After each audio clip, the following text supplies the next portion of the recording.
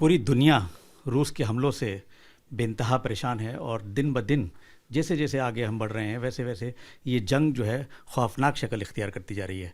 कुछ खौफनाक शक्ल में जो बच्चे यहाँ से वहाँ गए थे तालीम हासिल करने के लिए, उनके ऊपर वहाँ रहकर क्या गुजरी और वहाँ से आने के बाद उनके घर के क्या हालात हैं, उसके लिए हम आज बात करते हैं। दो सगी बहनें हैं जो खारकीव, जहाँ पर सबसे ज़्यादा बमबारी हुई है कीव के बाद, वहाँ से ये बच्चियाँ, एक बच्ची एमबीए कर रही थी और एक बच्ची एमबीबीएस कर रही थी। दोनों सगी बहनें हैं।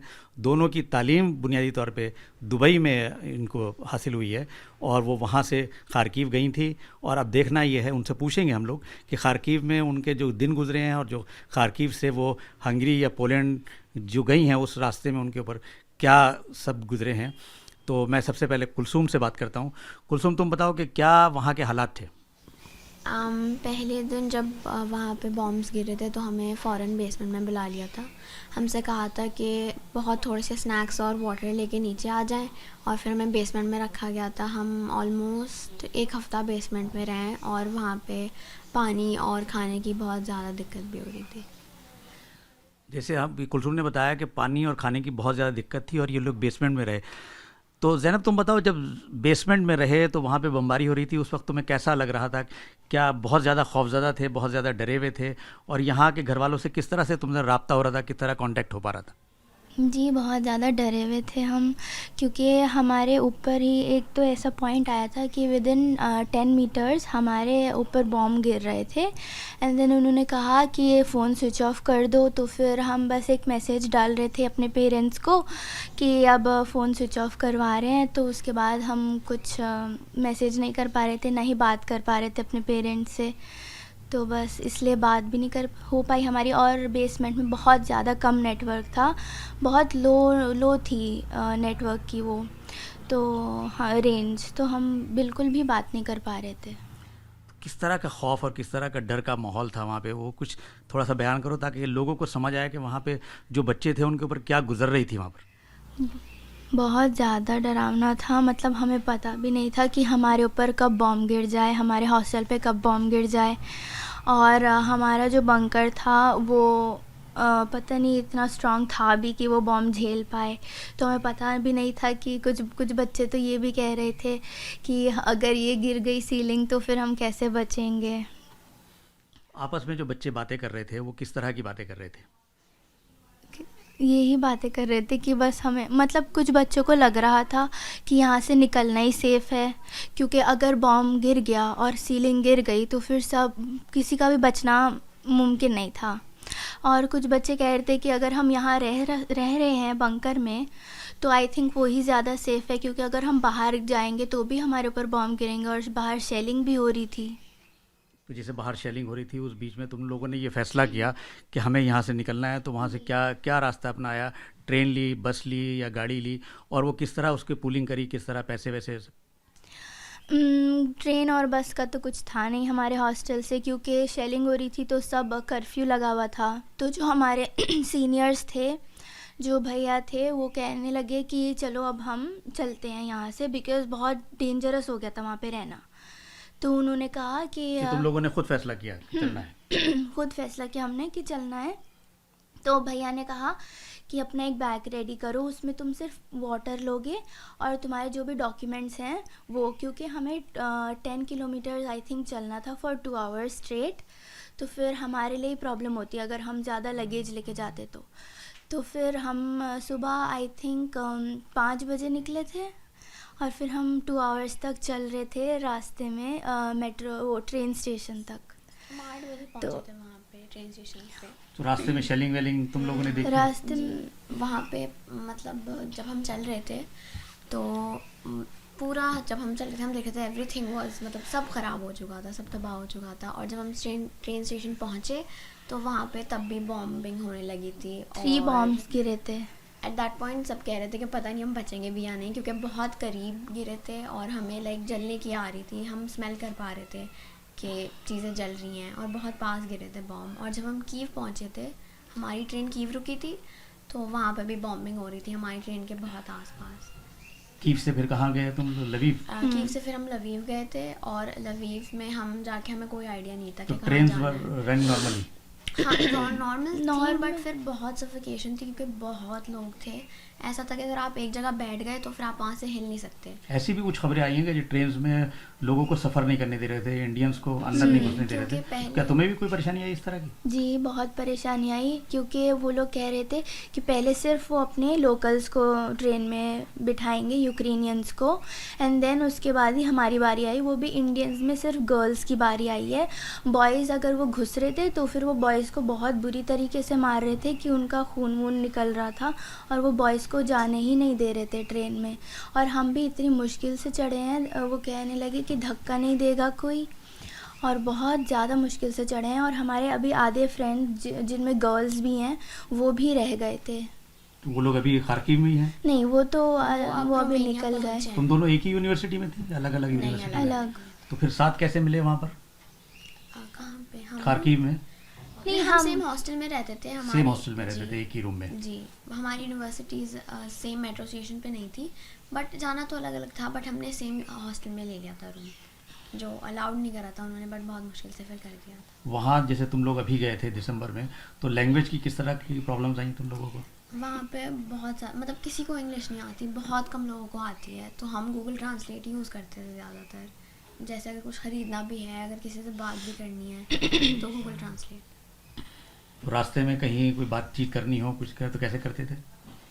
वहाँ के लोग ज़्यादा बात नहीं करते। अगर उन्हें आप रोकेंगे भी किसी हेल्प के लिए तो वो नहीं करेंगे आपकी हेल्प। वहाँ पे जो हमारे सीनियर्स हैं, हमने उनसे ही हेल्प ली है ज़्यादातर। तो जब वहाँ तुम हंगरी पहुँचे तुम लोग? नहीं, हम रोमानिया। रोमानिया।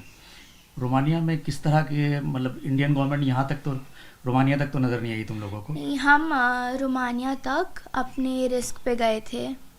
मतलब रोमानिया जाके भी सिर्फ वो लोग, इंडियन जो एम्बेसी है वो सिर्फ एयरपोर्ट पे थे। उससे पहले उन्होंने कुछ जानने की कोशिश नहीं करी कि हम कहाँ हैं, हम कहाँ से आ रहे हैं, हम कहाँ जाएंगे आगे।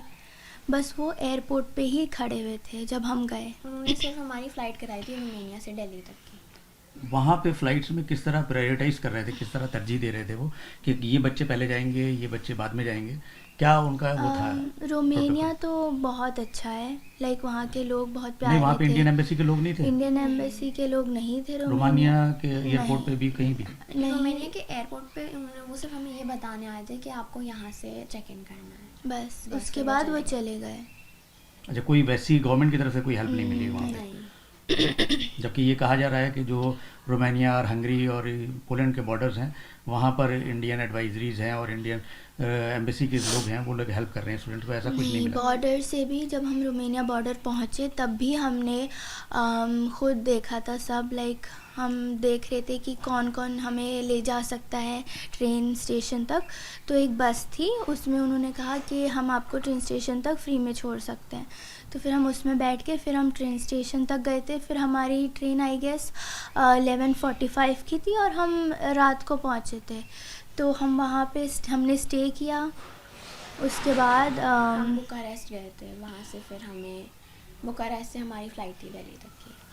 अच्छा, जिस दहशत के माहौल से तुम लोग वहाँ से गुजर के आए हो, उसके बाद अगर तुम्हें दोबारा कहा जाए 6 महीने बाद कि वहाँ जाना है, तो तुम जाना पसंद करोगे या नहीं? हाँ बिल्कुल। बिल्कुल। वहाँ का वैसे माहौल अच्छा था? जगह बहुत प्यारी थी और हमारे फ्रेंड्स तो हैं ही। तो अगर हम फ्रेंड्स इंडियन थे या इंडियन, क्योंकि वहाँ के लोग तो बात नहीं करते, वो कम्युनिकेशन प्रॉब्लम बहुत है वहाँ, तो किसी को इंग्लिश भी नहीं आती। एंड अगर हम ट्राई भी करें उनसे बात करने के लिए तो वो बात नहीं करते हैं हमसे। तो ये थे हमारी साथ दोनों सगी बहनें कुलसूम और ज़ैनब, जिन्होंने अपने तजर्बात बताए वहाँ पे कि खार्किव से कैसे वो रोमानिया पहुँचे और रोमानिया से कैसे हिंदुस्तान पहुँचे। और ज़ाहिर है जिनकी बातों से अंदाज़ा हुआ उसमें वाज़ेह है कि कहीं पर भी हिंदुस्तानी हुकूमत की तरफ से उन्हें कोई मदद नहीं मिली, और जो भी इन्होंने अपना सफ़र किया अपने ख़तरे अपने रिस्क पर वो सफ़र किया। तो हमारे साथ ये मौजूद हैं। अब मेरी साथी नाज़िश जो हैं वो बात करेंगी इनके वालिदैन से, क्योंकि इनके वालिदैन के ऊपर भी बहुत सारी चीज़ें ऐसी गुजरी हैं उस पीरियड में कि हर लम्हा ऐसा लग रहा था कि पता नहीं क्या ख़बर आए वहाँ पे, किस तरह हमारी बच्चियाँ रह रही हैं। तो जिन बच्चियों को इन्होंने पाल पोस के बड़ा किया, उनके बारे में इनको जो फ़िक्र थी उसके बारे में नाज़िश बात करेंगी। यूक्रेन के दर्दनाक मंजर का सामना करती हुई दोनों बेटियां सुरक्षित वापस आ गई हैं। माँ बाप बेहद खुश हैं और आप देख सकते हैं कि यहाँ खुशियों का माहौल भी है, किस तरीके से लड़कियों का वेलकम किया है। मैं बात करूँगी माँ बाप से कि बेटियों के आने से पहले यहाँ का माहौल क्या था, पिता ने और माता ने कैसे बेटियों की मदद की। तो आपका सबसे पहले मैं नाम पूछूंगी, आपका नाम क्या है? गज़ाला सालिम। और आपका? मोहम्मद सालिम। मुझे बताइए कि आपकी बेटियों को शुरू से क्या स्ट्रगल रहा है, बचपन से क्या पढ़ाई की उन्होंने और वहाँ पर कैसे पहुँची? दोनों बच्चियों ने हमारी स्टार्टिंग से ही पढ़ाई दुबई से ही करी। उसके स्कूलिंग कहाँ से? यस, स्कूलिंग दुबई से ही करी, जैनब ने भी, कुलसुम ने भी। उसके बाद बस कि इंडिया की एजुकेशन अच्छी है, उसके बाद हम यहाँ आए। यहाँ आने के बाद बस कुलसुम की आफ्टर 11-12 तो यहीं से हुई। जैनब तो 12th वहीं से करके आई हैं दुबई से। बस फिर उन्होंने नीट प्रिपेयर करा, उसमें ये क्वालिफाई हो गई, तो फिर स्टार्टिंग करी फिर इनके एडमिशन्स के लिए। तो सभी ने ये बताया कि वहाँ की यूनिवर्सिटीज़ अच्छी हैं, एटमॉस्फेयर अच्छा है और गर्ल्स के लिए अच्छा है, बेस्ट है। तो बेटियाँ अभी क्या कर रही हैं यूक्रेन में, क्या कौन सा कोर्स कर रही हैं? जैनब उसकी MBA के लिए गई थी और कुलसुम जो है वो MBBS के लिए गई थी, मेडिकल्स के लिए। अभी कितना वक्त हुआ है आपकी बेटियों को वहाँ पर पढ़ते हुए?